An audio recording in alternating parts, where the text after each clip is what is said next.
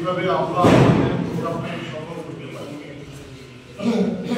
সেটার জন্য আমার কথা হচ্ছে একটাই, সেটা হচ্ছে আমরা নতুন করে কিন্তু এই জাতীয় জনসভায় যোগদান করছি, তাই না?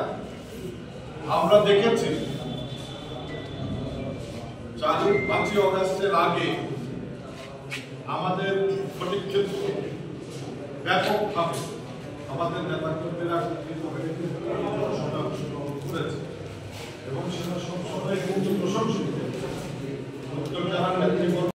আগামী 25 ফেব্রুয়ারি চট্টগ্রাম উত্তর জেলা বিএনপির জনসভা সফল করার লক্ষ্যে ফটিকছড়ি উপজেলা বিএনপির প্রস্তুতি সভা সম্পন্ন।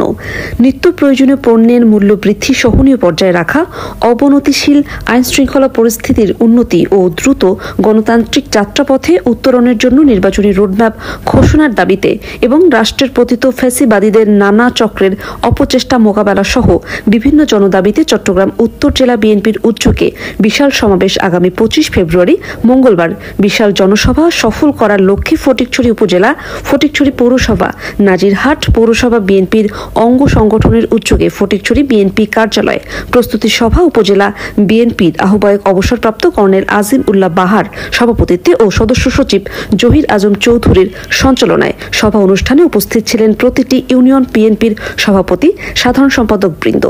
চট্টগ্রামের জনসভা সফল করার জন্য ফটিকছড়ি উপজেলা থেকে সর্বোচ্চ সংখ্যক নেতাকর্মীদের অংশগ্রহণের জন্য প্রয়োজনীয় ব্যবস্থা গ্রহণের জন্য ইউনিয়ন বিএনপির সভাপতি, সাধারণ সম্পাদক সহ অঙ্গ সংগঠনের নেতৃবৃন্দদের নির্দেশনা প্রদান করেন কর্নেল আজিম উল্লাহ বাহার।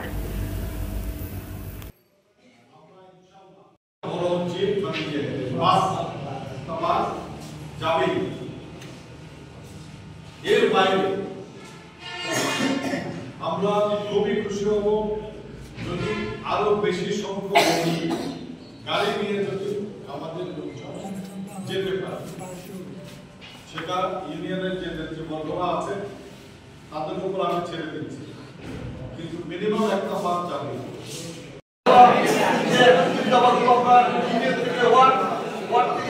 পরিবর্তন পরিমার্জন আমরা করবই।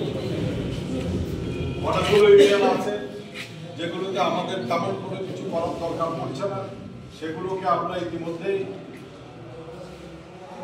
আমরা আমাদের